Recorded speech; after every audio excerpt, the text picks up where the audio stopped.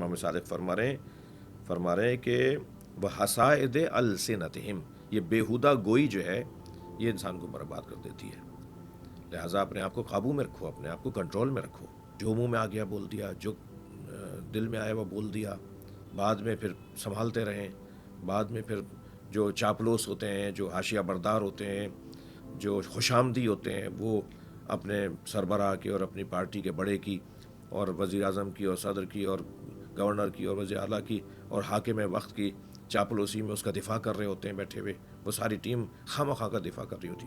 ارے بھائی، سب کو کام پہ لگا دیا تم نے ایک بیہودہ گوئی کی، تم نے ایک غلط بات کر دی، اور اب سارے تمہارے چاپلوس جو ہیں، وہ خوش آمدی جو ہیں، وہ تمہاری تعریفیں کر رہے ہیں، تمہارے بارے میں دفاع کر رہے ہیں. ان کا یہ مطلب نہیں تھا، ان کا وہ مطلب تھا. کیا ہو رہا ہے ہمارے معاشرے کے اندر؟ کیا ہوتا ہے دنیا کے اندر؟ کیا ہو رہا ہے پوری دنیا کے اندر؟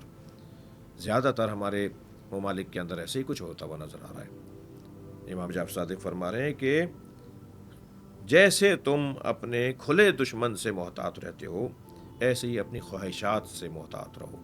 یہ تمہاری خواہشات تمہاری کھلے دشمن ہیں. مولا امیر المومنین علی بن ابی طالب علیہ السلام ارشاد فرماتے ہیں، ظاہراً یہ غرر الحکم کے اندر حدیث حضرت فرماتے ہیں، املکو انفسکم بدوام جہادہا.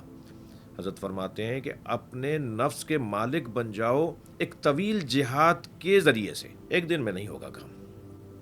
بدوام جہادہا، مسلسل محنت کرنی پڑے گی، تب جا کے نفس پہ قابو پائے گا انسان. جیسے ہوتا ہے نا کہ بفرا ہوا بیل اور ایک جس کو کہہ لیں کہ ایک مضطرب اونٹ، اس کو کتنا ٹائم لگتا ہے قابو کرنے میں.